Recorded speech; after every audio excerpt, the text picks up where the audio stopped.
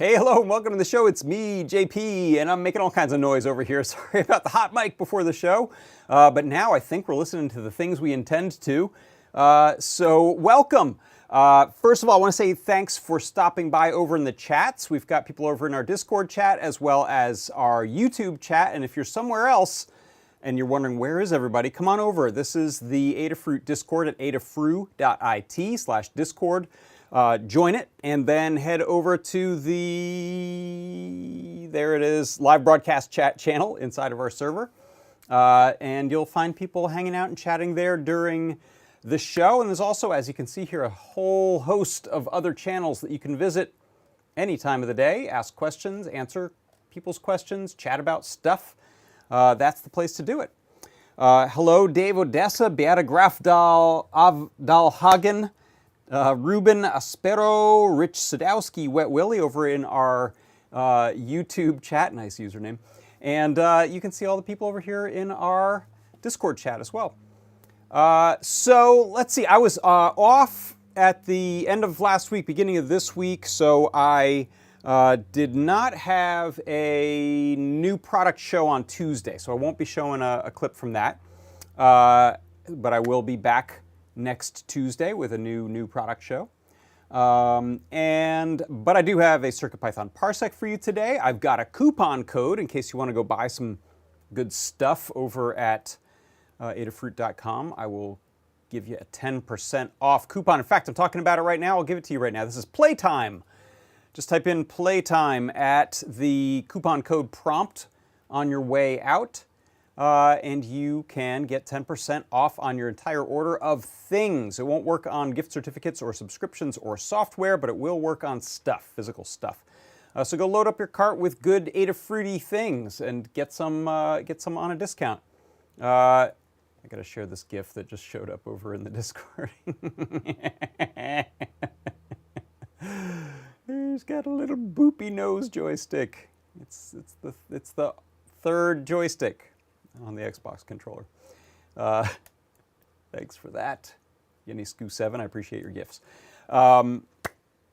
Let's see what else is happening. Well, we are going to be talking about joysticks or controllers today, so that's a good, that's a nice on-topic GIF. I appreciate that. I know there are no accidents. Everything is well considered. And what else do we have going on? I think that's the thrust of it. Last week I showed the beginnings of the Computer Perfection Project, and I've been working with Jepler, who's been writing some updates to the synth.io library in CircuitPython, which I didn't know about this library. It's a library that has some abilities to play MIDI files. You can give it a .mid file and it'll play the notes with a simple synthesizer. And Jepler has been updating it to be less simple. He's now got, I think, 12 voice polyphony or polyphony going, and some wave table types of things going on where you can shift between wave tables, different waveforms. So that could be a really exciting synth engine for all kinds of things. And I've been working on putting that inside of the Computer Perfection toy. I will get back to that. That's going to take a little longer than the typical 1 week, boom, and we've got a guide kind of project. But I do have a new project this week, which is this, based on these beauties over here. So we'll be jumping on those cuties in a moment.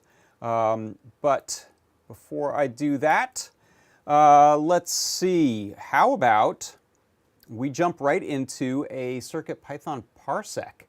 So let me prep for that, and here we go.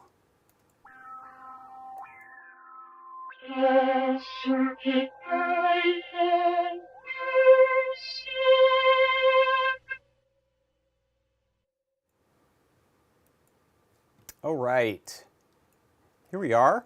For the CircuitPython parsec today, I wanted to show you how to use an integer divide. So when we take numbers in CircuitPython and we divide them, we can just use the regular slash sign to divide them as a float, and that means we can get sort of decimal numbers in the result. But there are a lot of cases where we want an integer, for example, to light up a particular number of neopixels. You'll want an even whole number. You can't use a float or a decimal for that. Or for positioning stuff on a screen, such as the example that I have here. What you can see is as I turn this knob, I have it plugged into a little PyPortal Pint, I'm displaying both the raw analog read, that's that big number, like 18,000 something, and then you can see I'm dividing it by 256 to get some sort of nice usable number range for typical things. And you can see the answer there is 71.5156. Well, I can't move that many asterisks. That's not a whole number. I need an integer number. So the number I'm actually using for how many asterisks I'm drawing on screen is the one below it, which is that number and then 2 slashes, which then divides by 256, but gives me an integer number as the result. So 57, 60, 70, 80, and so on as I turn this. You can see in my code how this works when I am checking this position, which is an analog read. Position is equal to the knob value, which I then am doing a little check on. This is sort of a filtering I'm doing here. I'm using this get a whole number thing because the little decimal values are bouncing all over the place all the time. And then I'm printing either the divide by, which gives us the float, or the integer divide, the 2 slashes, and that gives us the integer or whole number. And then I am printing a number of asterisks multiplied by the position, and again, 2 slashes divided by, in an integer fashion, 256. And that gives us usable numbers in a really nice, easy to use syntax. And that is how you can use integer divide inside of CircuitPython. That is your CircuitPython parsec. Wow.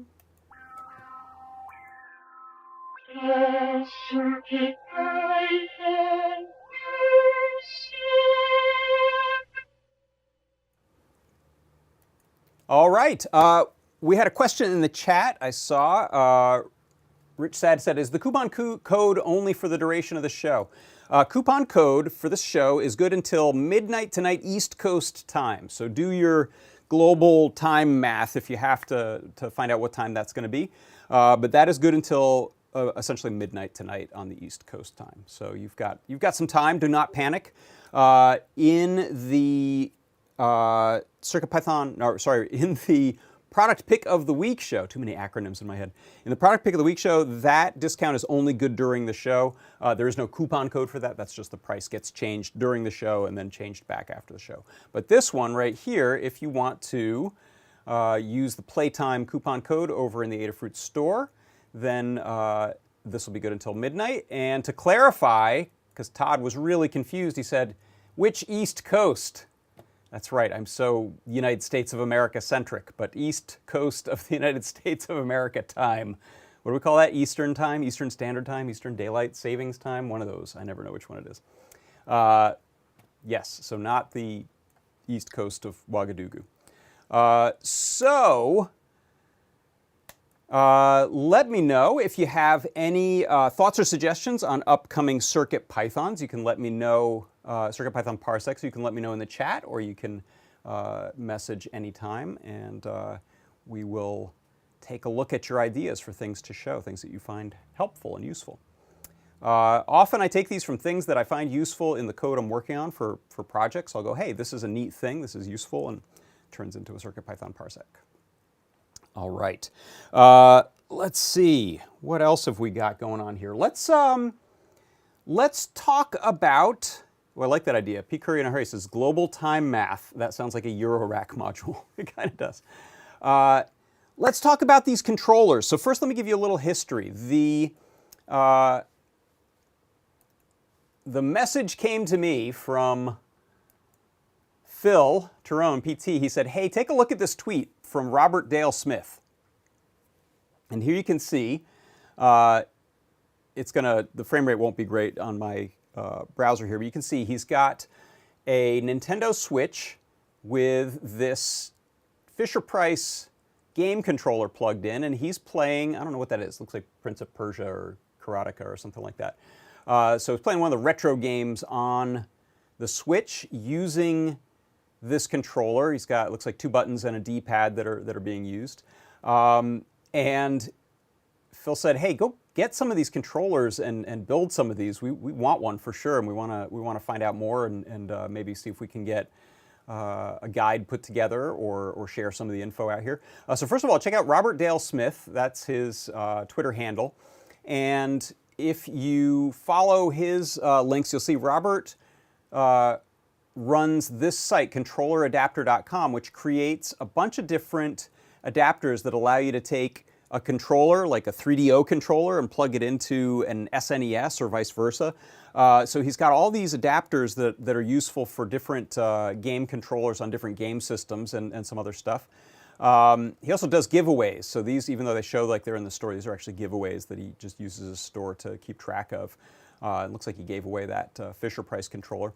And so I followed his links to and reached out to Robert, and he shared this GitHub. If you go to github.com/RobertDaleSmith, you'll find there this GP2040 CE fork. So this is from the OpenStick community, which is a group of people who are who work on game controllers and making game controllers work in different scenarios. They have a project called GP2040 CE. That uses a Pico with the Raspberry Pi RP2040 chip to allow you to build custom controllers which can talk over USB.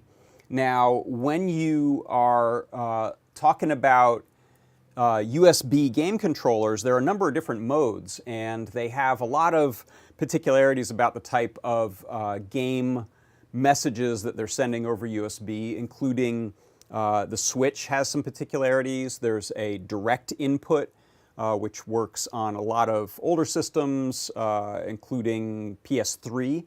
And then there's a, I forget the name of it, I'll check my notes here. There's the X input, which is kind of the most modern Windows type of input. So what Robert did was create a project where this KB2040, one of our beloved little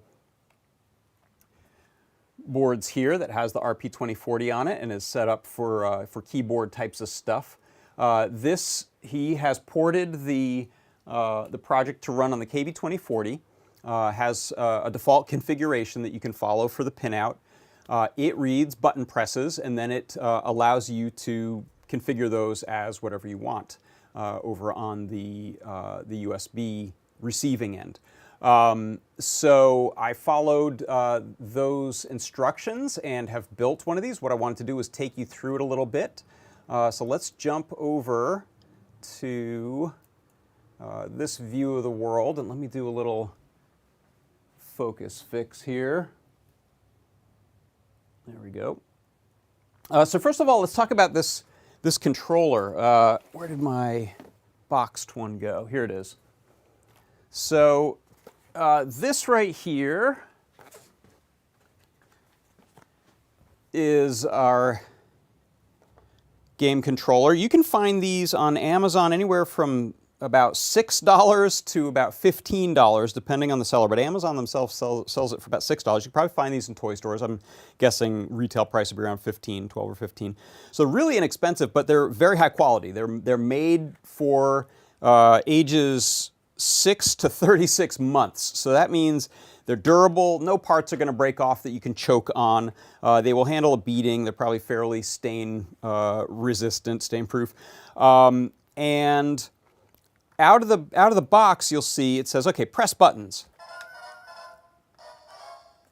Let me change my shutter on here a little bit so you can. Oh, that one doesn't want to change. All right, we'll leave it alone.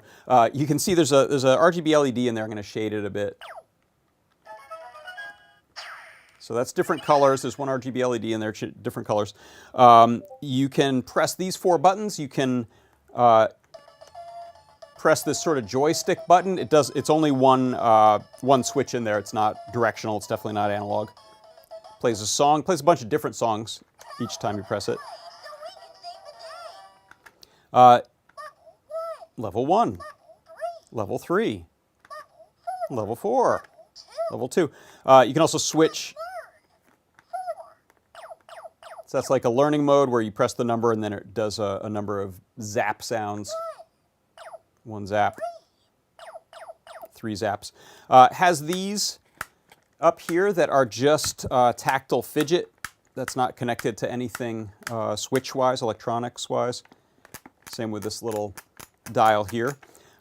This switches between 2 modes of what the sounds are going to be. And then there's a switch on the back. So I have one out of the package. Switch on the back here that has 3 positions. This is off, medium volume, and high volume. And a couple other interesting things. I noticed here it says player tip. Up, down, down, ...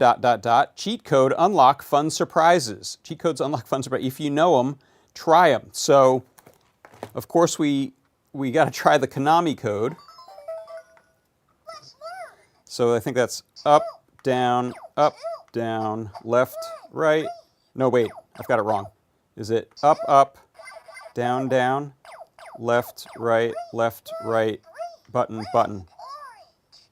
No, I've got it wrong.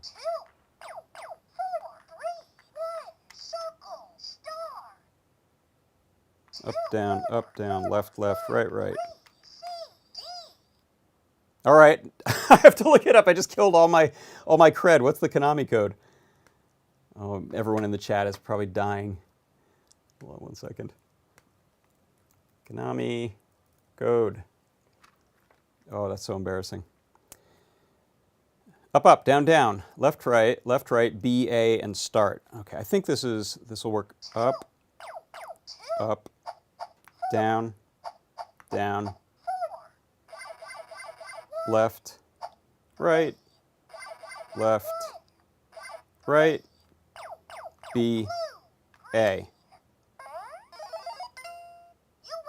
So that's the cheat code surprise you get there. That boop, boop, boop, you win. Let me try it again, see if we can do it faster.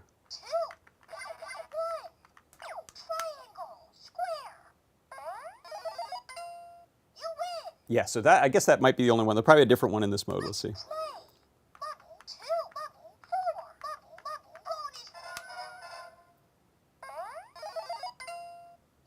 Okay, that's what it always does. So if there are other ones, you might want to try them. If you got any that you think I definitely should try, let me know. Let's forget about that embarrassing moment where I got it all wrong.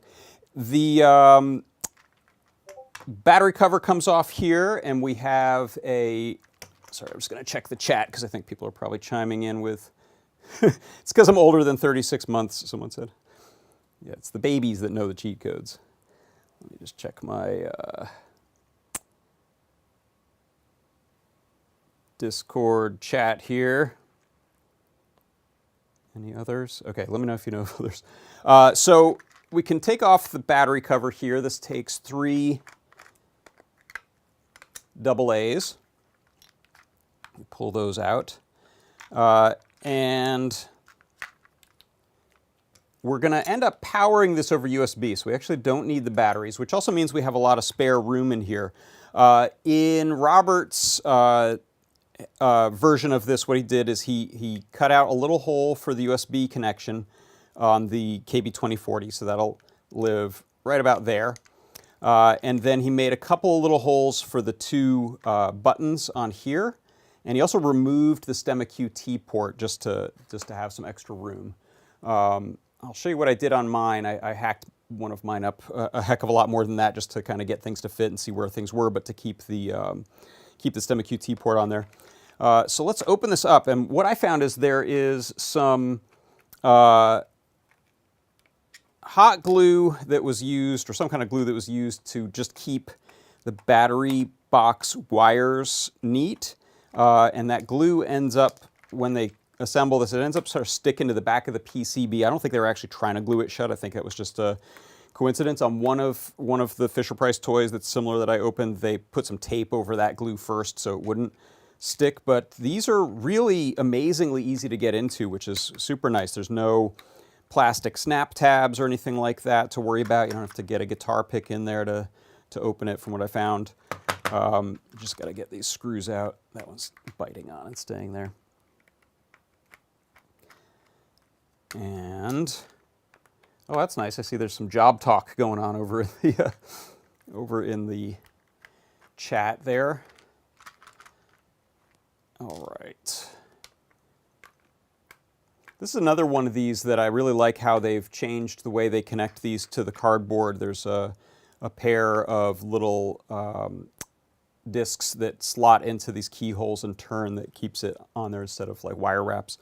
No zip ties either. So you can see once you get all of these, or just actually these two, the ones that matter, these screws off, there's a little lift-off cover there, and that just was for looks mostly. It kind of pinches this in here, but also means we get something, a nice receptacle for the screw there. There's this one. That screw is just determined not to come out. It doesn't really matter. There we go. So now if we pull this open, what I recommend is face down and then pull this up. And just be careful because the battery box wires are connected there, but in this orientation you won't lose any of these plastic fidget parts. So let's see. Yeah, so there's a little sticking going on there, and that is some of this goo, this adhesive goo just sort of stuck to some wires. But there you can see that's with it open. Okay, kind of just flip that off to the side.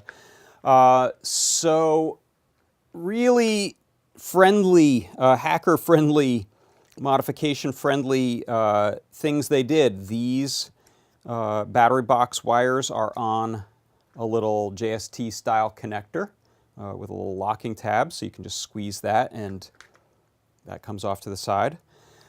Same with this switch. So that's the switch or button that gets pressed by this sort of joystick here. That one, for one reason or another, was very hard to unclip on the other one that I did. And same with this one. Yeah, it really wants to get, let me see if I can use a small screwdriver. It's the same, it's meant to just be a press clip, but for some reason it doesn't flex enough and it gets caught.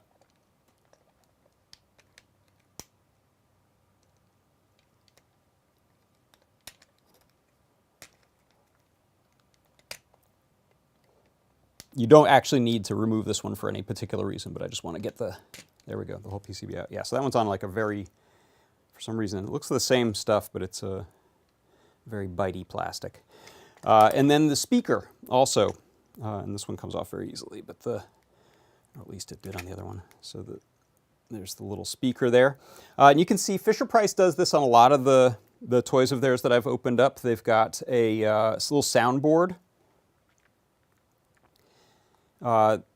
that is pressing against the back of the speaker to help use some of that plastic for amplification.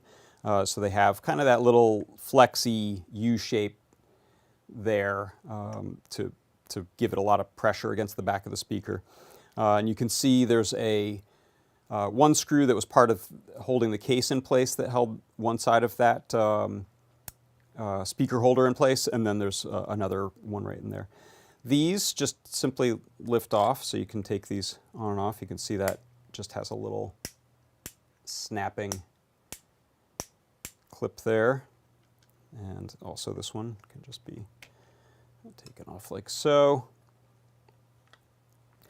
The front switch that goes between modes, sound modes, just is flipping that little two-position switch there. And this one is the one that was just straight exposed through the back there. They didn't get fancy with it.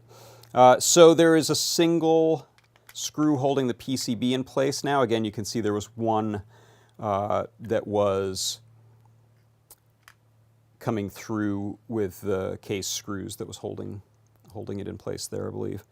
That is the only short screw that you'll pull out, so you should be left with, 7 long screws from the case and that one short screw for the PCB.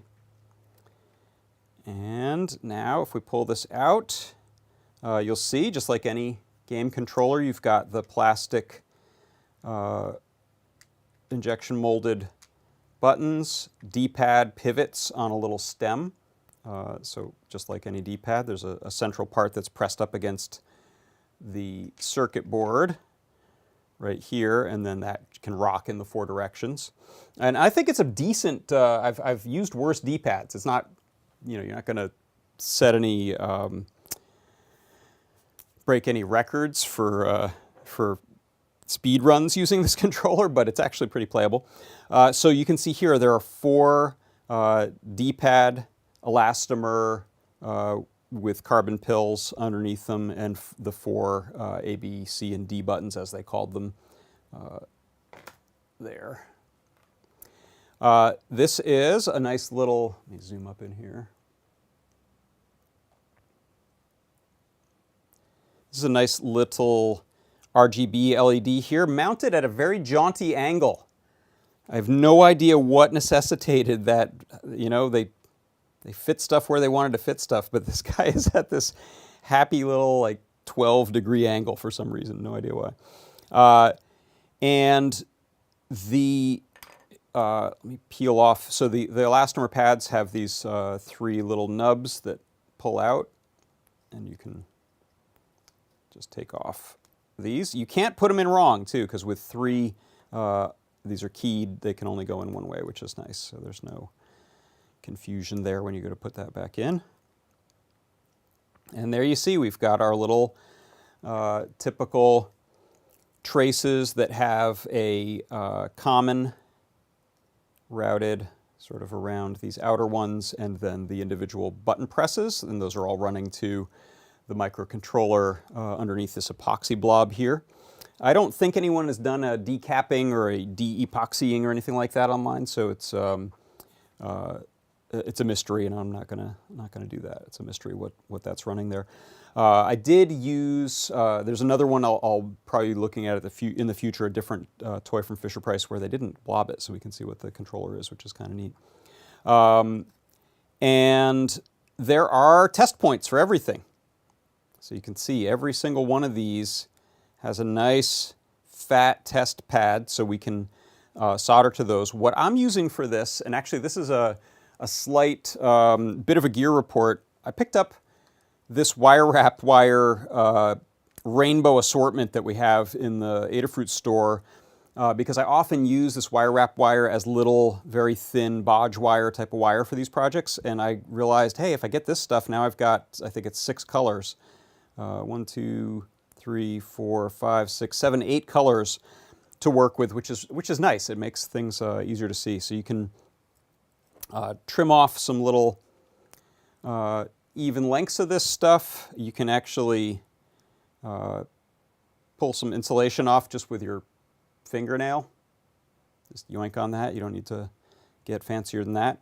And then what I did is I tinned all of these and I tinned all of those pads, and then you'll just go in there and solder those down. The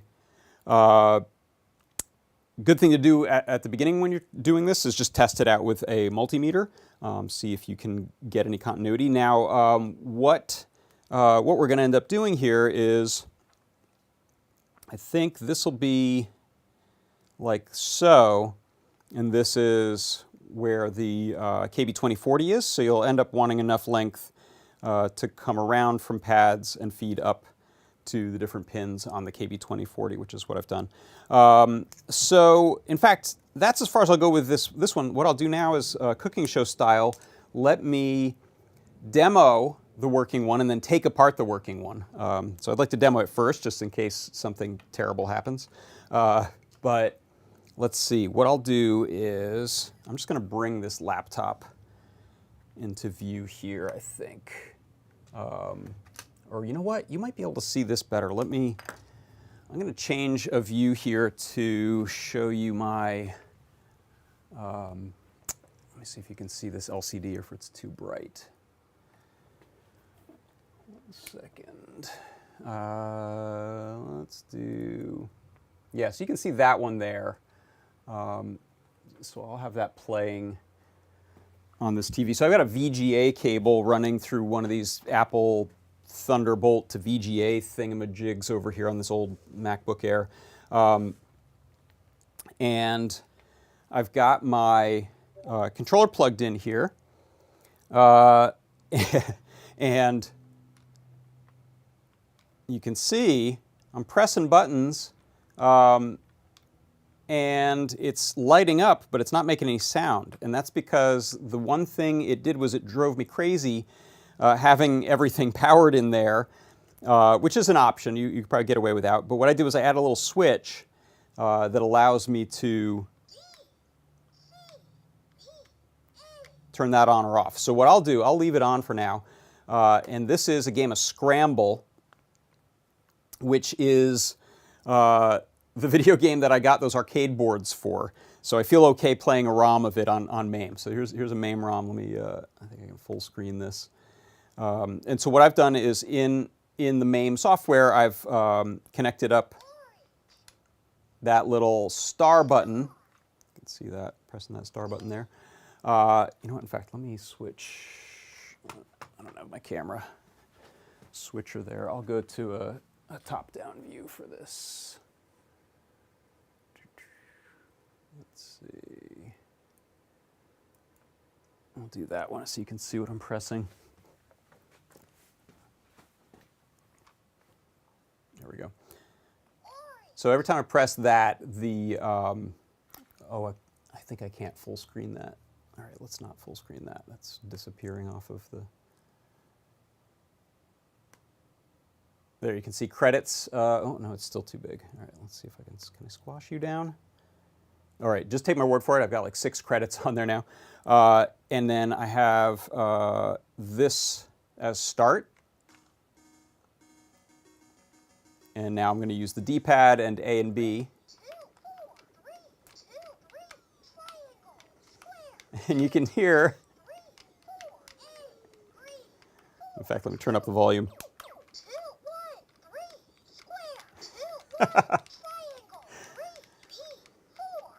So you can't even hear the game over that, so I'll flip that switch and turn off sound.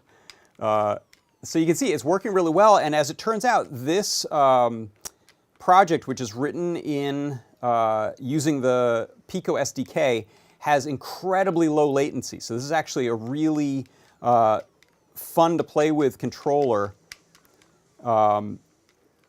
that is honestly better than your average, hey, I've just hooked up a PS3 controller or something like that. So there you can see, there it is in action. So that's enough of that. Enough of me getting killed in Scramble. Scramble, by the way, I learned a bit more about it. Scramble has the distinction of being one of the first games to have levels. the notion of not just going and going and going and getting your score up until you're dead, but actually having levels, as well as I think the idea of having fuel. So you have to blow up those little fuel cells to keep going, or your fuel goes lower and lower and you eventually crash. So let's take this one, and now I'm going to unplug it. So you can see this one, I'll turn the sound back on. So this one has the KB2040 right there. When I plug that in, it's powering microcontroller on there and my KB2040. So we've got the button presses going both to the internal controller, doing its noises, as well as the all of the USB button presses going out to gamepad stuff. So let's take this one apart, and I'm sure I'll regret this, but what the heck. I'm gonna get a separate bin for these screws so I don't mix them up. You can, if you're happy with whatever setting you've got that sound on or off with, you could, by the way, just close this up so you're not dealing with that. Now, one of the things that Robert said he may consider is adding additional sensors in there to do maybe a four-way joystick or an analog joystick with that big blue button. Maybe add switches for these shoulder buttons. So, you know, given that we've got the little STEMMA QT connector on there, you could potentially put in an accelerometer or haptic motor driver and do some little feedback, force feedback stuff if your game supports that.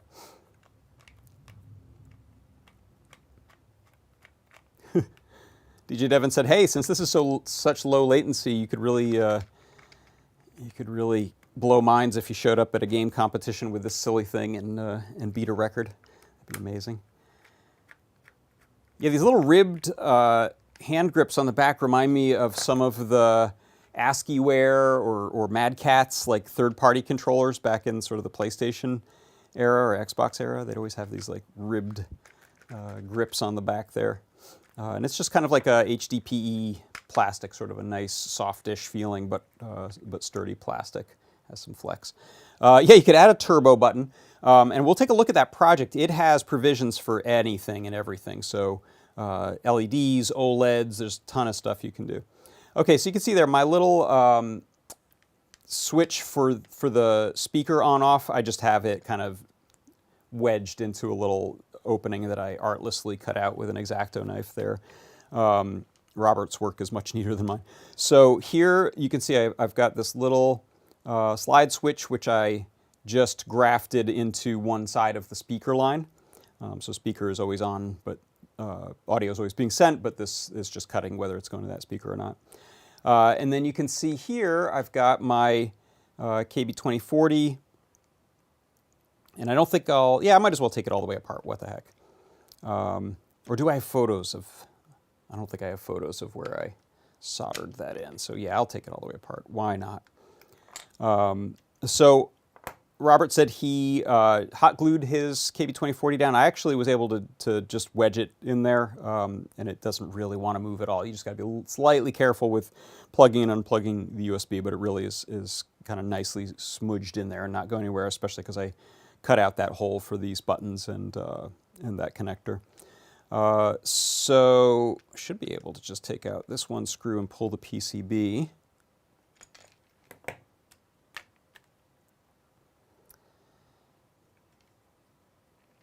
And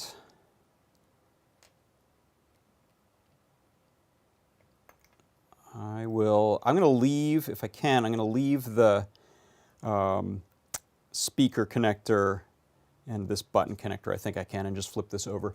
One thing I'll say before I do that, you'll notice that I still have the power cable. Where is it? This one here. This is the power connector.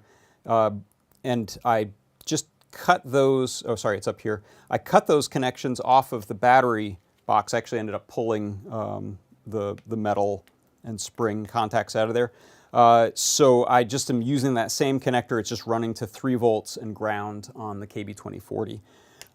So let's pull that out like that. And now you can see I've just got my little rainbow wire wrap wires running up to all these pads. So there are these 4 for the A, B, C, D buttons, or button 1, button 2, button 3, button 4, I think is how they're called in the software. And then on this side we have the 4 D-pad connections here, here, here, and here. And then I think this one, yeah, this one right here that I'm pointing at, this is the D-pad one. Right next to it where that red wire is going, that is the blue joystick button, that single switch that's in there that gets pressed. So that is me just following Robert's lead on putting that together. He has some nice photos, and I think he'll be putting together a guide and some images on the GitHub and maybe more. But that just wraps up to the KB2040, and then there's a particular set of pins that these go to. And so what I'd like to do at this time is just head over to look at that config. Oh, and the other thing I'll mention, actually, let me jump over here. I can turn this light back on now.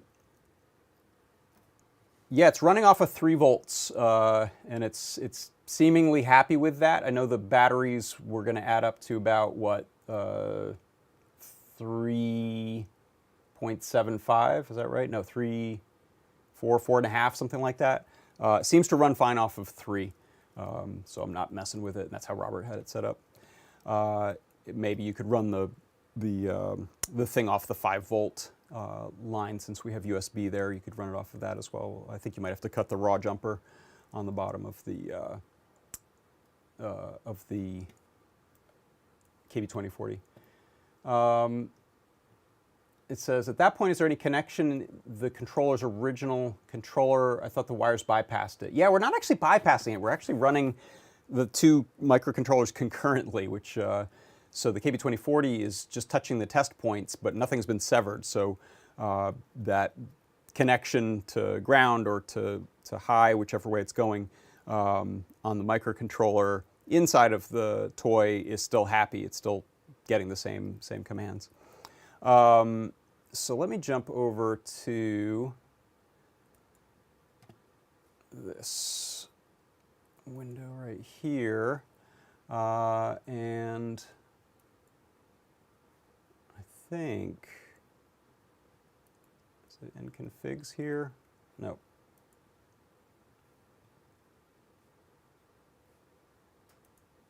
By the way, this is the main info for the main project that Robert forks. This is gp2040.info. And that's all about making gamepad firmware for a host of different systems using RP2040 based microcontrollers. It was geared towards Picos and a few others, and Robert has forked it to add the KB2040 support, which I appreciate.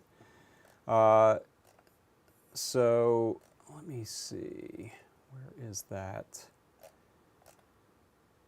pin out? Oh, you know what? I made a little note of this. So yeah, not that this is super important, but we'll make sure this info is easy to find.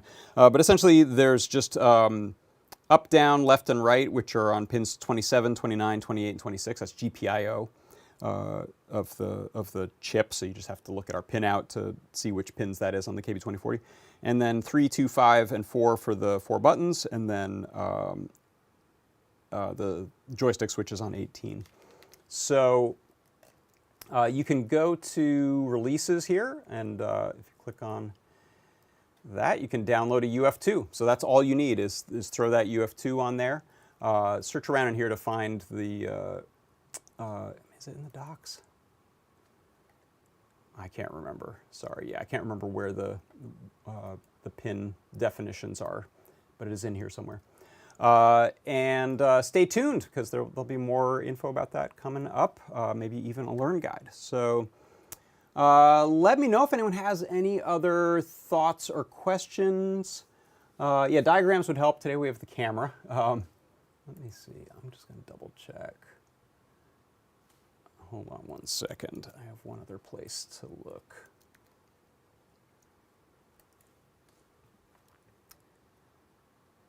And I'm sure it's here somewhere.